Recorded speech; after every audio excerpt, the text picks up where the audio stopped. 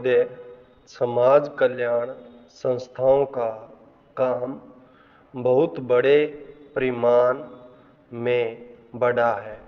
आजकल इसके लिए अनुदान भी पहले से कहीं अधिक दिए जाते हैं। हर पंचवर्षीय योजना में हम इस पर अधिकाधिक धन खर्च करते हैं और आजकल समाज कल्याण का कार्य करने वाले पूर्णकालिक कार्यकर्ता भी पहले से बहुत अधिक हैं।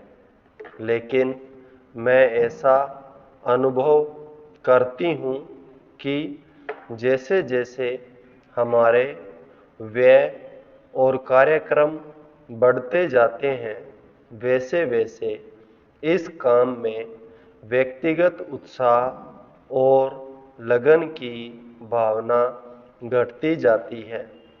अध्यक्ष महोदय ने मिशनरी भावना का उल्लेख किया और मैं भी अनुभव करती हूँ कि आज वह नहीं है।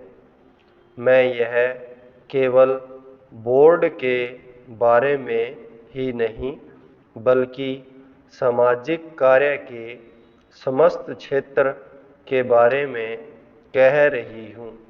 फिर स्वेच्छा सेवा प्रयास भी कुछ कम होते जा रहे हैं। ऐसा भी होता है कि जब विचार संस्थाबद्ध हो जाते हैं तो उनमें कुछ न कुछ आशययुक्त काम करने की भावना आ जाती है। यह मनुष्य का स्वभाव है। किंतु सारे सामाजिक कार्य का लक्ष्य तो उसी संवेदन के अभाव और निस्वार्थता पर संदेह के परिणामों से लड़ना है, जिसकी प्राय मानव स्वभाव कहकर अनदेखी कर दी जाती है। मैं जानती हूँ कि जिस मिशनरी भावना से काम शुरू किए जाते हैं, उन्हें बाद में उसी तरह बनाए रखना हमेशा संभव नहीं होता। लेकिन बेहतर संगठन खड़ा हो जाने के बाद समस्याओं के बेहतर हल निकलने चाहिए। अतः हमें केवल अनुदानों से ही संतोष नहीं कर लेना चाहिए, बल्कि यह ध्यान रखना चाहिए कि इस सामाजिक कार्य के पीछे जिससे कि सामाजिक परिवर्तन हो रहा है, उद्देश्य क्या है। बोर्ड सामाजिक रूपांतर का केवल साधन मात्र है। राजनीतिक और आर्थिक कामों में फंसे रहने के कारण हम सही दिशा में और सादृश्य सामाजिक परिवर्तन की ओर काफी ध्यान नहीं दे पा रहे हैं। किंतु परिवर्तन तो हमारे अपने विकास और विश्व की घटनाओं के कारण जो हमारे जीवन और समाज पर निरंतर प्रभाव डालता है, स्वतः आ रहा है।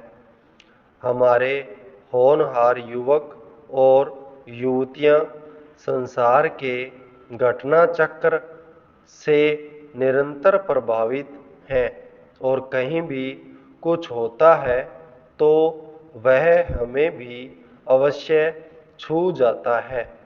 लेकिन परिवर्तन का इस प्रकार केवल उपोत्पाद के रूप में या अप्रत्यक्ष रूप में आना पर्याप्त नहीं। हमारी अपनी अनेक समस्याएं हैं जो हमारे अनुभव की दृष्टि से विशेष प्रकार की है। महोदय, एक उदाहरण है जो बोर्ड के सीधे कार्य क्षेत्र में नहीं आता, फिर भी वह है सामाजिक अपव्यय को रोकने के महत्व का। विवाहों और भोजों आदि में जो धन का अपव्यय होता है वह घटने के बजाय बढ़ रहा है। विकास से जिन लोगों को लाभ पहुंचा है वे दूसरों पर अपनी सफलता का रोब गांठना चाहते हैं। दहेज का विरोध जो कुछ समय पहले काफी ज्वलंत प्रश्न था, अब पीछे पड़ गया है। यद्यपि यह कुरीति आज भी उसी तरह जीवित है। अस्पृश्यता के बारे में आज कानून मौजूद है, लेकिन आज भी बहुत से स्थानों पर यह बुराई फैली हुई है। लोग इसे सरकार पर नहीं छोड़ सकते कि वही इसे हटाने के लिए कदम उठाए।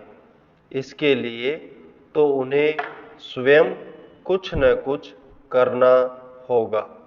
विशेष रूप में समाज कल्याण के क्षेत्र में केवल सरकारी कार्रवाई पर्याप्त नहीं हुआ करती। जनता और सरकार दोनों को मिलकर एक दूसरे का हाथ मजबूत करना चाहिए और पूरे अधिकतम सहयोग से काम करना चाहिए। अपने कार्यक्रमों को पूरा करने के अतिरिक्त समाज कल्याण संगठनों को भी अंधविश्वासों से लड़ने और लोगों में तर्कसंगत दृष्टिकोण अपनाने की ओर ध्यान देना चाहिए। समाज सेवी संस्थाएं दैनिक जीवन में वैज्ञानिक चिंतन को लोकप्रिय बनाने के लिए बहुत कुछ कर सकती हैं। जाति या समाज के नाते हम लोगों को स्वास्थ्य और शिक्षा की ओर कहीं अधिक ध्यान देने की आवश्यकता है। इसके लिए आवश्यक है सही वातावरण, आदतें और सामाजिक दृष्टि, ताकि हमें अपने व अपने आसपास के लिए उचित सफाई, बेहतर पोषाहार और स्वास्थ्य की सुविधाएं प्राप्त हो सकें। सफाई के बारे में हमारा कुछ अजीब दृष्टिकोण है। हम अपने घर की तो सफाई करते हैं, पर कूड़ा करकट दरवाजे पर ही डाल देते हैं। हम स्वयं तो रोज नहाते हैं, पर हमारी सड़क या गली गंदी है जिसकी तनिक भी चिंता नहीं करते। बड़े शहरों में और उन इलाकों में भी जहां पढ़े लिखे और खाते पीते लोग रहते हैं, कूड़ा करकट जमा रहता है और कोई इसकी परवाह नहीं करता। स्पष्ट रूप से यह स्त्रियों की संस्थाओं और समाज कल्याण संगठनों का काम है। समाज कल्याण संस्थाओं के लिए परम आवश्यक है कि वे समूचे क्षेत्र के सुधार के लिए आपसी तालमेल रखें। सरकारी विभागों का आपसी तालमेल भी बहुत आवश्यक है, जिससे स्थिति सुधर सकती है। संपूर्ण विराम।